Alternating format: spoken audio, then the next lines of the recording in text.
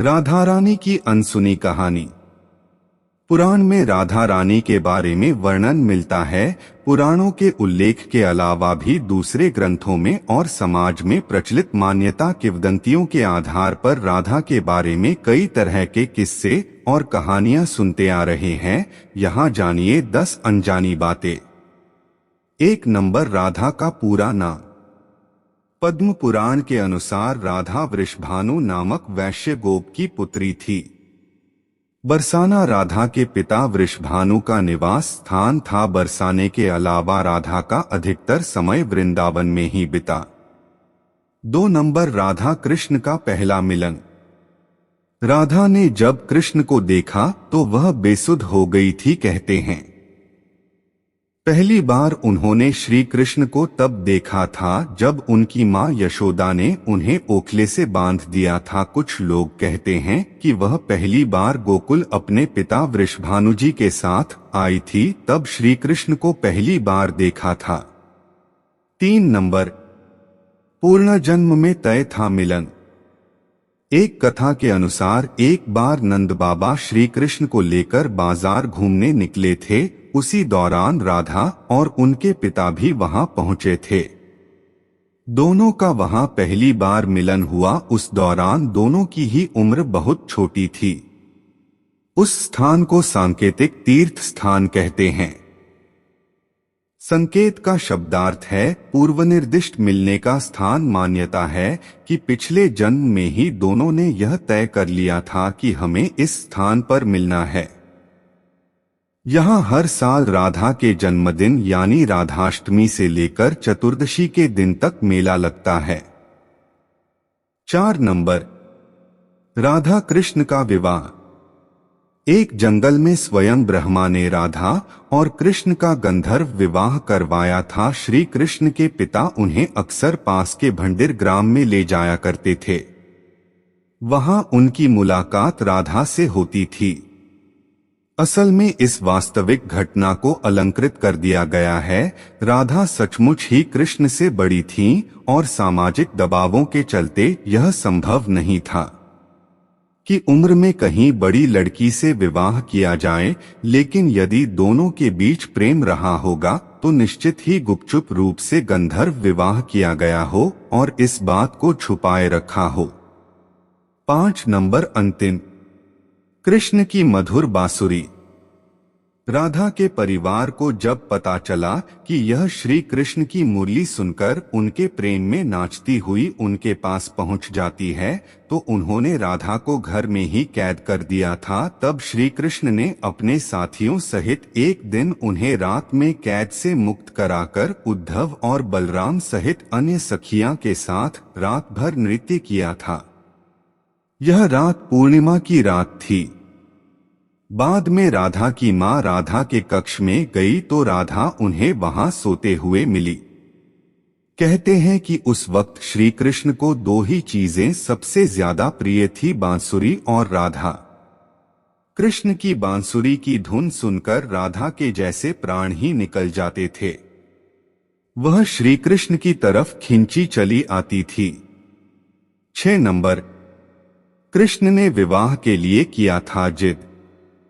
कृष्ण और राधा में बहुत ही गहरा प्रेम हो चला था। ऐसे में श्री कृष्ण ने अपनी मां यशोदा से कहा कि मैं राधा से विवाह करना चाहता हूं।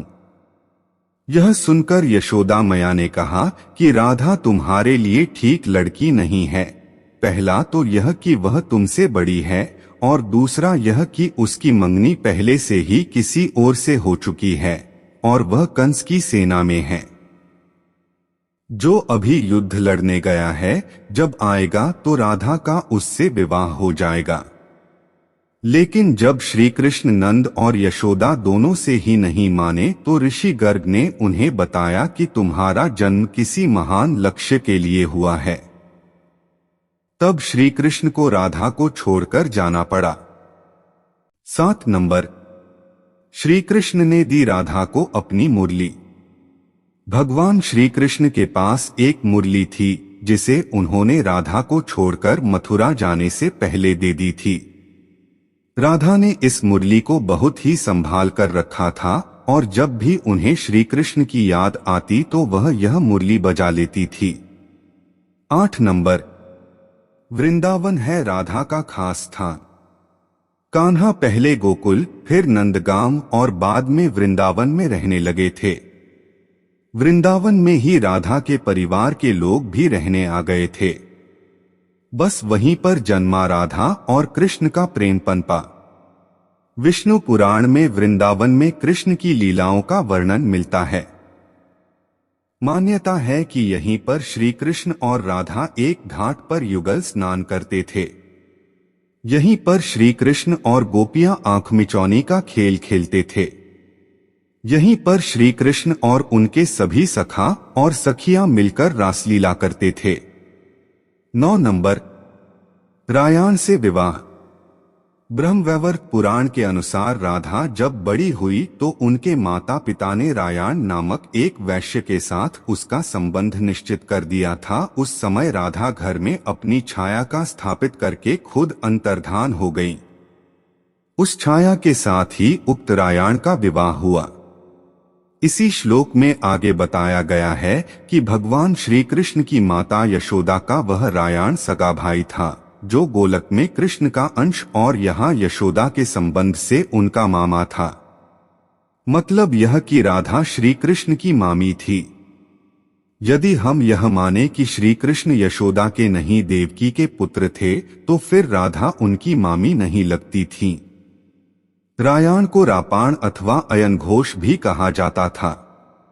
पिछले जन्म में राधा का पति रायाण गोलोक में श्री कृष्ण का अंशभूत गोप था। 10 नंबर, कुरुक्षेत्र और द्वारिका में राधा। जब कृष्ण वृंदावन छोड़कर मथुरा चले गए, तब राधा के लिए उन्हें देखना और उनसे मिलना और दुर्लभ हो गया। कहते हैं कि राधा और कृष्ण दोनों का पुनर्मिलन कुरुक्षेत्र में बताया जाता है, जहां सूर्य ग्रहण के अवसर पर द्वारिका से कृष्ण और वृंदावन से नंद के साथ राधा आई थीं।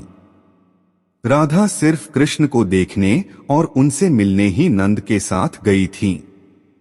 इसका जिक्र पुराणों में मिलता है।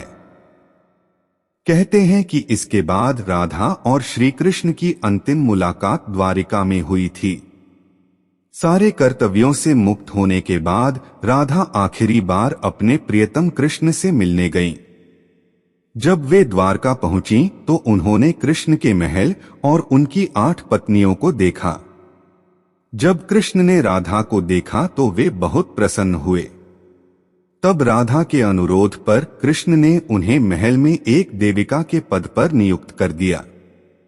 कहते हैं कि वहीं पर राधा महल से जुड़े कार्य देखती थीं और मौका मिलते ही वे कृष्ण के दर्शन कर लेती थीं। एक दिन उदास होकर राधा ने महल से दूर जाना तय किया। कहते हैं कि राधा एक जंगल के गांव में रहने लगी। धीरे धीरे समय बीता और राधा बिल्कुल अकेली और कमजोर हो गई।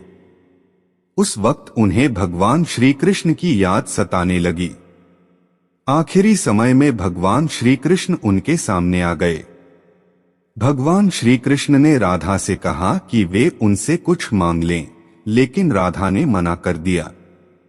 कृष्ण के दोबारा अनुरोध करने पर राधा ने कहा कि वे आखिरी बार उन्हें बांसुरी बजाते देखना और सुनना चाहती हैं। श्री कृष्ण ने बांसुरी ली और बेहद सुरीली धुन में बजाने लगे। श्री कृष्ण ने दिन रात बांसुरी बजाई। बांसुरी की धुन सुनते सुनते एक दिन राधा ने अपने शरीर का त्याग कर दिया।